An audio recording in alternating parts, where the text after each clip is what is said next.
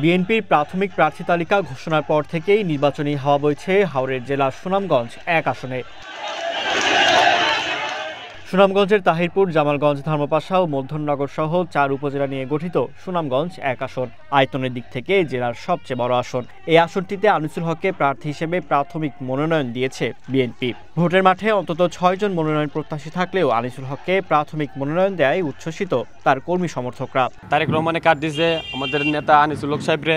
আমরা দল নির্বিশেষে আনিসুল ভাইয়েরকে সুনামগঞ্জ ১ আসনে কীভাবে জয় করব এটা তৃণমূলে আপনি দেখেন প্রতিদিন সকাল সন্ধ্যার সময় পাড়ায় মহল্লায় স্লোগান দিতেছে দানের শীষ, তারেক রহমানের দানের শীষ। এটা কোনো ব্যক্তির দানের শীষ না। আমাদের তাহিরপুর থেকে মধ্যনগর যাওয়ার যে রাস্তাগুলো, রাস্তা খুব খারাপ।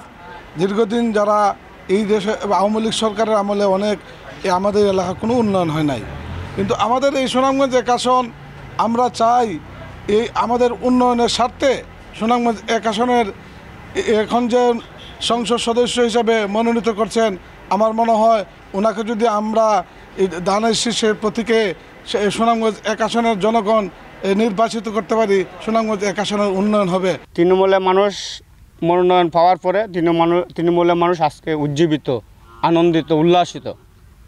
তাদের যে ভাবনা, তাদের ভাবনায় বোঝা গেছে আজকে বিএনপি এই ধানের শীষ বিপুল ভোটে বিজয়ী হবে। এই তাহিরপুর উপজেলা, জামালগঞ্জ, ধর্মপাশা, মধ্যনগর, এই সুনামগঞ্জ ১ নির্বাচনী এলাকাত ধানের শীষের ম্যান্ডেট যে নিয়ে আসছে তার নির্বাচনেই আমরা সাধারণ জনগণ করতেছি, কর্ম করতে হইব। দল যাকে নির্বাচিত করছে, মনোনয়নপত্র দিছে, ধানের শীষ দিছে, তার নির্বাচনেই আমরা করতে হবে। বিএনপি নেতাকর্মীদের অভিযোগ, ফ্যাসিস্ট আমলে ভোটাধিকার হরণ করা হয়েছিল। দীর্ঘদিন পর ভোটের সুযোগ পাওয়ায় দল মনোনীত প্রার্থীর হয়ে কাজ করতে চান তারা। এখন বর্তমানে ধানের শীষ আমরা বুদ্ধ দেওয়ার লাগিল আমরা পাগল হয়ে বই রয়েছি। 10 বছর বুদ্ধ দিতে পারি নাই, তবে এখন যেহেতু সুযোগ পেয়েছি, ইনশাল্লাহ ধানের শীষ যার হাতে আছে আমরা ধানের শীষকে বিজয়ী করবো ইনশাল্লাহ। তবে এই আসনে আলাদাভাবে নির্বাচনী প্রচারণা চালিয়ে যাচ্ছেন তাহিরপুর উপজেলা পরিষদের সাবেক চেয়ারম্যান কামরুজ্জামান কামরুল। প্রত্যাশা, এই আসনে বিএনপির চূড়ান্ত মনোনয়ন তিনি পাবেন।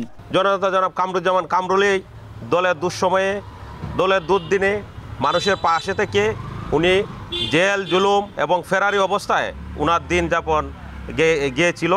তাই তৃণমূলের মানুষ চাচ্ছে যারা দলের দুর্দিনে মানুষের পাশে আছে, দলের দুর্দিনে যারা মানুষের সাথে থেকে কাজ করে দলের জন্য, তাদেরকেই যেন মনোনয়ন দেওয়া হয়। আমরা এখানে অন্যান্য যারা ক্যান্ডিডেট আছে, আমি সহ সবাই আমরা দলের মনোনয়নের জন্য আমরা চেষ্টা করছি, আমরা প্রোগ্রাম করছি, দলের জন্য ভোট চাচ্ছি।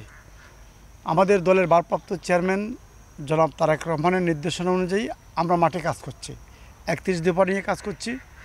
আমরা দলের পক্ষে কথা বলছি, আমরা কোনোদিন একটা কথাও কেউ বলতে পারবো না দলের বিপক্ষে কথা বলছি। আমরা দলের সিদ্ধান্ত মেনেই আমরা কাজ করবো ইনশাল্লাহ।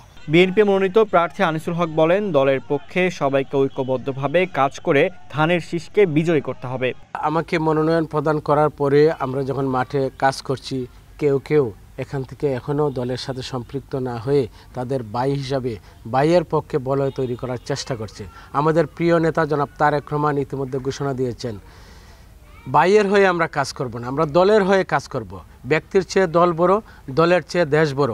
সেই দেশপ্রেমে ভর্তি হয়ে আমরা যাতে যারা এখনও এরকমভাবে আমাদের দলের সাথে সম্পৃক্ত না হয়ে দলের ভাই হিসাবে আলাদা কাজ করতে চায়, তাদেরকে আহ্বান রাখব তারা যাতে দলের স্বার্থে, দেশের স্বার্থে, জনগণের স্বার্থে তারা যাতে আবারও দলের এক মঞ্চে আমরা একসাথে কাজ করব। সুনামগঞ্জ জেলার সর্ববৃহৎ এই আসনটিতে ভোটার রয়েছে 4,90,062 জন। এই আসনে 6 বার আওয়ামী লীগ, 2 বার কমিউনিস্ট পার্টি, 1 বার করে বিএনপি ও জাতীয় পার্টি থেকে সংসদ সদস্য নির্বাচিত হয়েছেন। ফারদিন নীরব, ওয়ান ন্যাশনাল ডেস্ক।